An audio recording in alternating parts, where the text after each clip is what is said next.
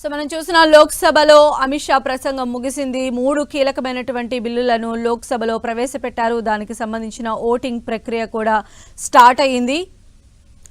131వ రాజ్యాంగ సవరణ బిల్లు పైన ప్రస్తుతం ఓటింగ్ అనేది జరుగుతోంది. సో లోక్సభలో అమిత్ షా 131వ రాజ్యాంగ సవరణ బిల్లుకు సంబంధించిన ఓటింగ్ ప్రక్రియను ప్రారంభించడం కూడా జరిగింది. మనం చూస్తున్నాము ఈ 3 కీలకమైనటువంటి బిల్లులకు సంబంధించే పార్లమెంట్ ప్రత్యేక సమావేశాలను కూడా ఏర్పాటు చేశారు. అందులో భాగంగానే మహిళా బిల్లు, అదేవిధంగా డీలిమిటేషన్, ఈ బిల్లులన్నిటికీ సంబంధించి చర్చ కూడా జరిగింది. కొద్దిసేపటి క్రితమే అమిత్ షా ప్రసంగం కూడా ముగిసింది. ప్రస్తుతం అయితే 131 రాజ్యాంగ సవరణ బిల్లు పైన ఓటింగ్ జరుగుతోంది.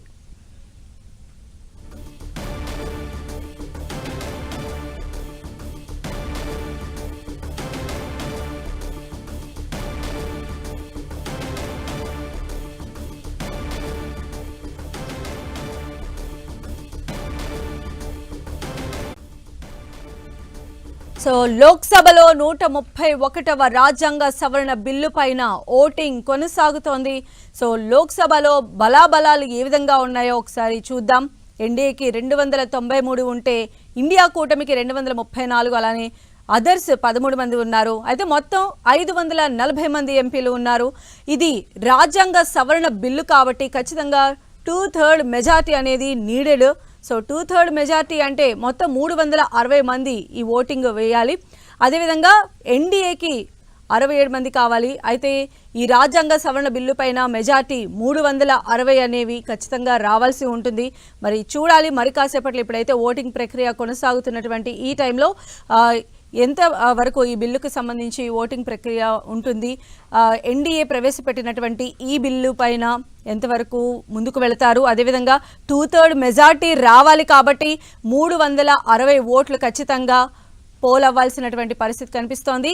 ఎన్డీఏ ప్రతిష్టాత్మకంగా తీసుకువచ్చిన 3 బిల్లుల భవితవ్యం ఏం కాబోతుందనేది మరి కాసేపట్లో తేలబోతోంది.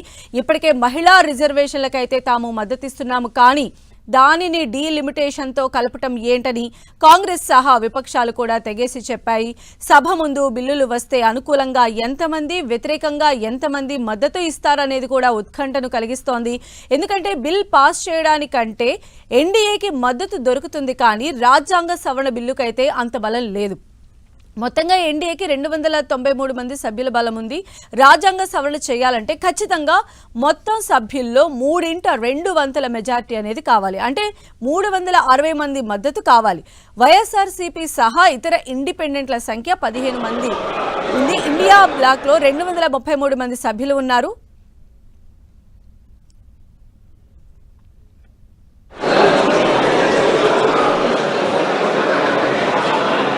अब महासचिव मतदान की प्रक्रिया के बारे में बताएंगे।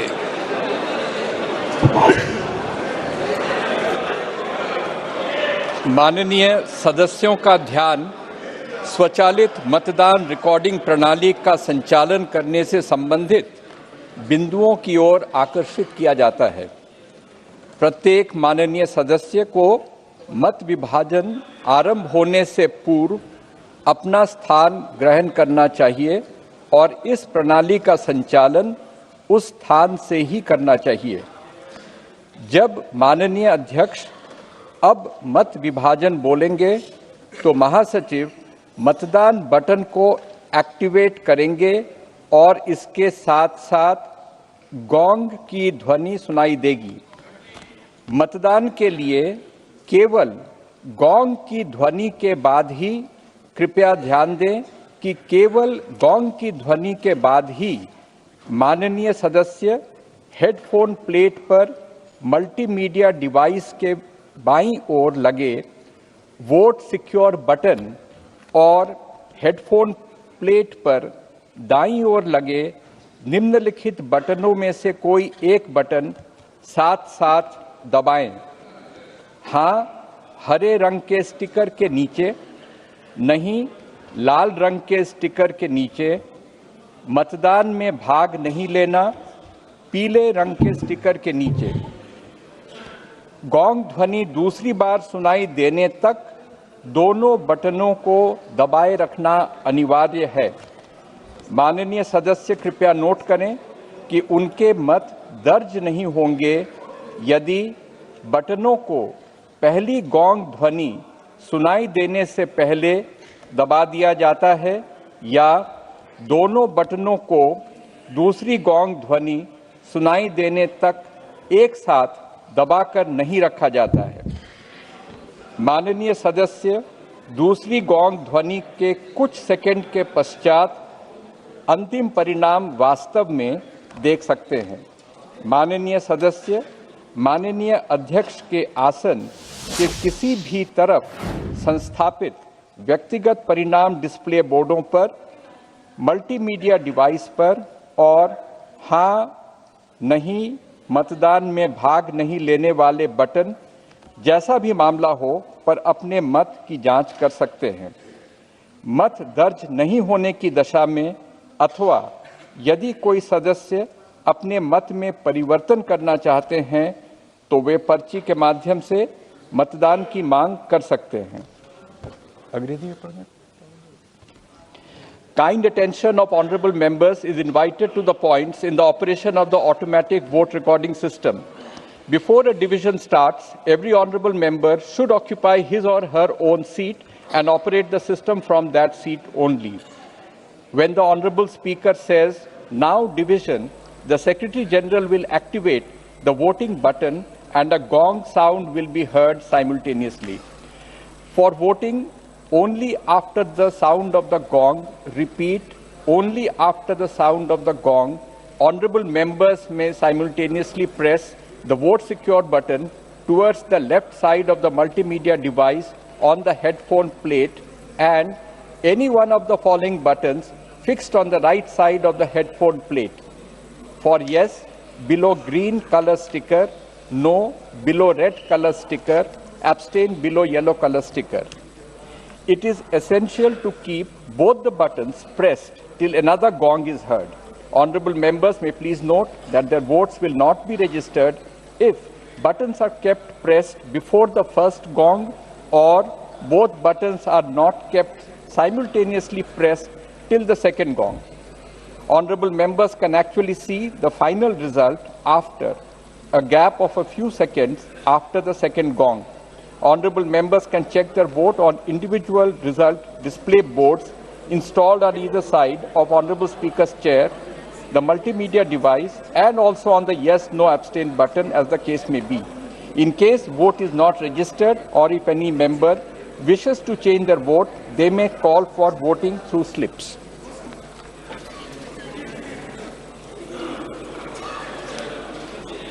अब मत विभाजन।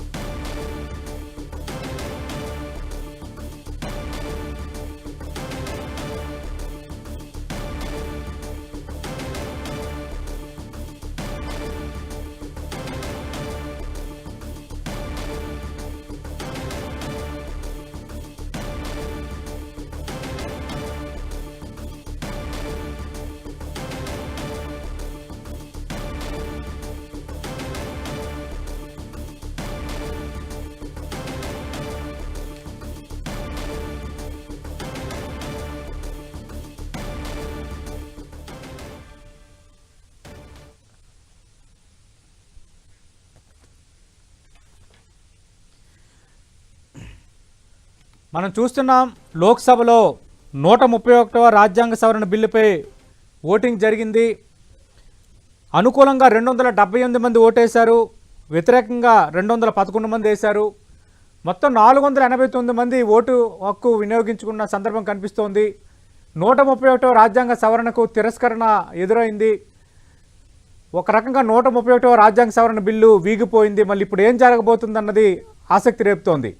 ఎందుకంటే నిన్నటి నుంచి చర్చ జరుగుతోంది. ఓటింగ్ జరిగితే ఎలాంటి పరిణామాలు చోటు చేసుకోవచ్చు అన్న చర్చ అయితే జరుగుతోంది. బలాబలాల పరంగా చూసుకుంటే మొత్తం 540 మంది ఎంపీలు హాజరయ్యే వాతావరణం లేదు. ఒకవేళ హాజరై ఉంటే 360 అనేది బిల్లు పాస్ కావడానికి అనుకూలమైన నెంబర్గా ఉంది. కానీ ఎన్డీఏకి 67 మంది తక్కువ ఉన్నారు. ఇలాంటి నేపథ్యంలో మరి ఎన్డీఏకి 293 మంది, ఇండియా కూటమికి 234 మంది ఉన్నారు కాబట్టి, ఇతరుల 13 మంది ఉన్నారు కాబట్టి ఏం జరగబోతుందని దేశవ్యాప్తంగా ఉత్కంఠగా ఎదురు చూస్తున్న సందర్భం రానే వచ్చింది. ఓటింగ్ జరిగింది. లోక్సభలో 131వ రాజ్యాంగ సవరణ బిల్లు వీగిపోయింది. దానికి సంబంధించిన బ్రేకింగ్ న్యూస్ మనం చూస్తున్నాం. మరి ఇప్పుడు ఏం జరగబోతోంది అన్నది ఆసక్తి రేపుతోంది. మహిళా రిజర్వేషన్ బిల్లుకు సంబంధించి, అలాగే ఈ 131వ రాజ్యాంగ సవరణ బిల్లుకు సంబంధించి ఇది వీగిపోయింది కాబట్టి ఇప్పుడు ముందడుగు పడుతుందా పడదా అన్నది ఇప్పుడు చర్చ.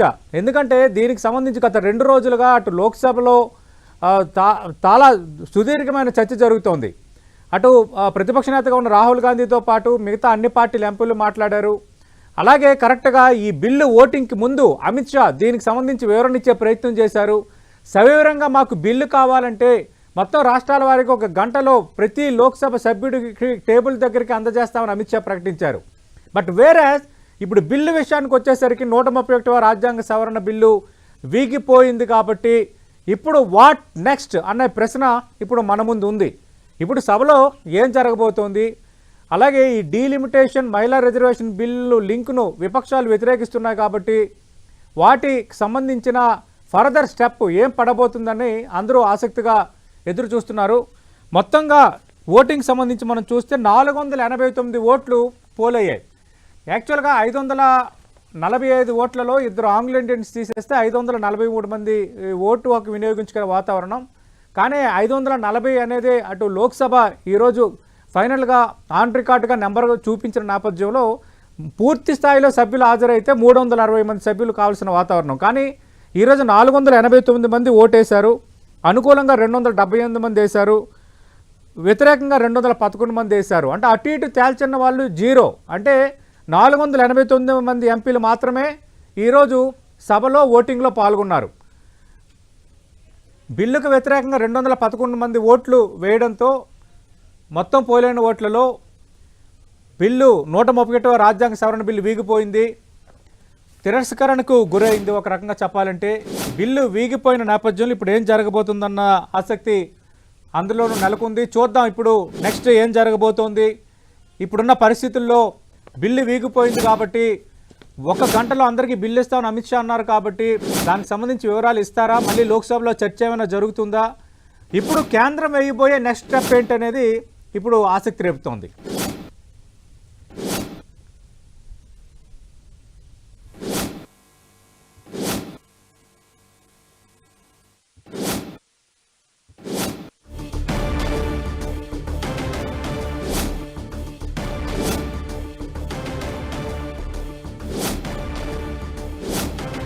వీగిపోయింది.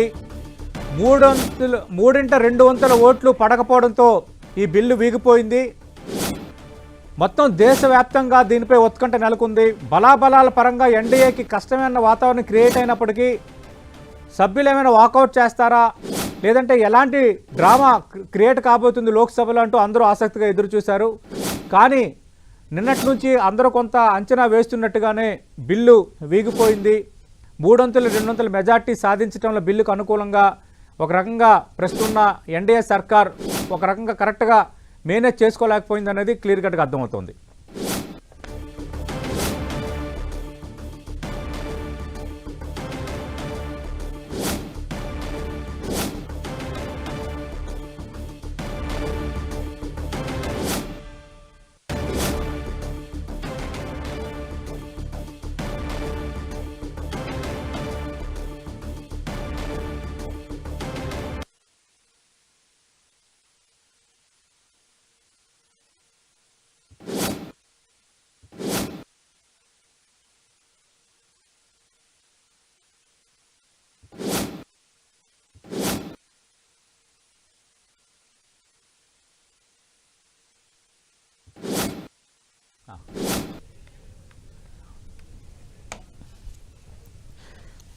131వ రాజ్యాంగ సవరణ బిల్లుపై ఓటింగ్ జరిగింది. బిల్లు వీగిపోయింది. దానికి సంబంధించిన బ్రేకింగ్ న్యూస్ చూస్తున్నాం. అటు మెజార్టీ సాధించే విషయంలో మొత్తం మనం చూస్తే ఓటింగ్లో 489 మంది ఎంపీలు ఓటు హక్కు వినియోగించుకున్నారు. అనుకూలంగా 278 ఓట్లు పడ్డాయి. వ్యతిరేకంగా 211 ఓట్లు పడ్డాయి. ఫైనల్గా 131వ రాజ్యాంగ సవరణ బిల్లు లోక్సభలో వీగిపోయింది. ఇప్పుడు నెక్స్ట్ ఏం జరగబోతోంది, కేంద్రం ఎలాంటి అడుగు వేయబోతుంది అన్నది ఇప్పుడు అందరూ ఆసక్తిగా ఎదురు చూస్తున్నారు. దీనికి సంబంధించి గత 2 రోజులుగా పూర్తిగా సుదీర్ఘ చర్చ జరిగింది.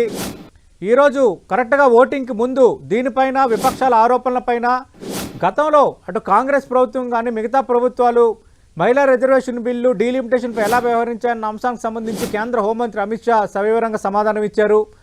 అమిత్ షా ప్రసంగం ముగిసిన వెంటనే ప్రధాని నరేంద్ర మోదీ సభకు చేరుకున్న వెంటనే ఓటింగ్ ప్రారంభమైంది.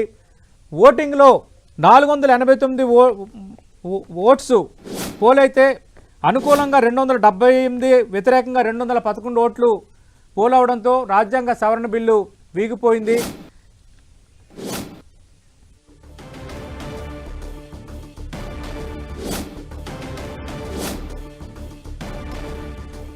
యాక్చువల్గా బలాబలాలు మనం చూసుకుంటే ఎన్డీఏకి 293 మంది సభ్యుల బలం ఉంది. కానీ అనుకూలంగా 278 ఓట్ల పడ్డాయి. అంటే మొత్తం ఎన్డీఏకి సంబంధించి 293 మంది హాజరయ్యారా? ఒకవేళ సభలో ఉండి ఓటుకు అనుకూలంగా వేయలేదా, క్రాస్ ఓటింగ్ ఏమైనా జరిగిందా, లేదంటే కేవలం 278 మంది ఎంపీలు మాత్రమే హాజరయ్యారా అన్నది ఇప్పుడు మరి కాసేపట్లో మనకి తేలబోతోంది. ఎందుకంటే మనకు తెలుసు 5 రాష్ట్రాల ఎన్నికల ప్రచారానికి సంబంధించి చాలామంది ఎంపీలు ప్రచారంలో ఉన్న నేపథ్యంలో ఈరోజు మధ్యాహ్నమే క్లియర్ కట్గా అటు భారతీయ జనతా పార్టీ ఎంపీలందరూ హాజరవ్వాలని అటు విప్ జారీ చేసింది. అలాగే ఎన్డీఏ పక్ష పార్టీలన్నీ విప్ జారీ చేశాయి.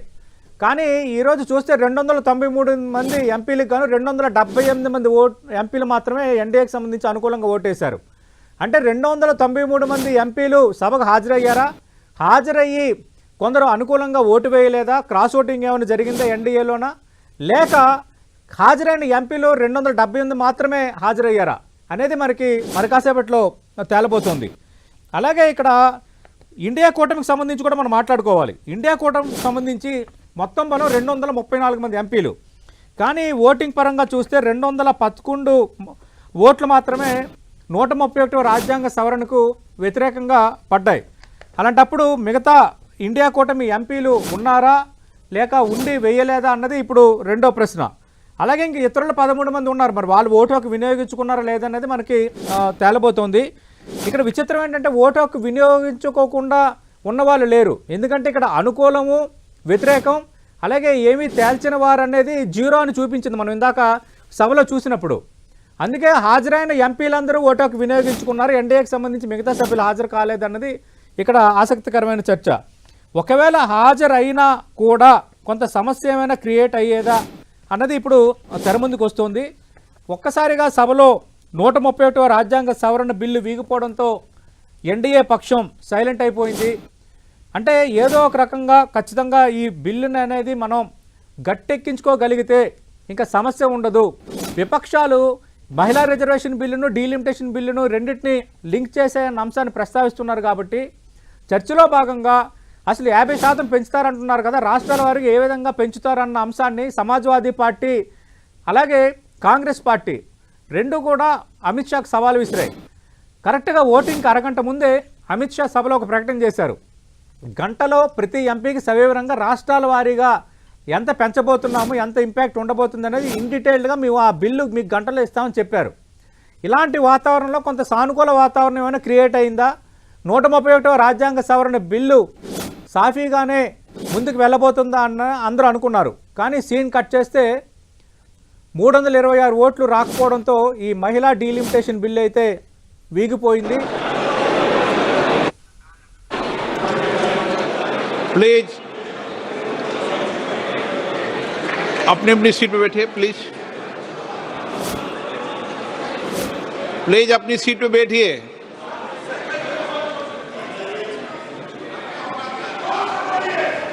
प्रश्न ये था कि भारत के संविधान का और संशोधन करने वाले विधेयक पर विचार किए जाए। शुद्धि के अद्यतन मत विभाजन इस प्रकार है। हाँ 298 298, ना 230 230। प्रस्ताव संविधान के अनुच्छेद 368 के उपबंधों के अनुसार सभा की कुल सदस्य संख्या के बहुमत द्वारा तथा सभा के उपस्थित और मत देने वाले सदस्यों के कम से कम 2/3 बहुमत द्वारा पारित नहीं हुआ। अब इस संविधान संशोधन पर विधेयक पर आगे की कार्रवाई करना संभव नहीं है।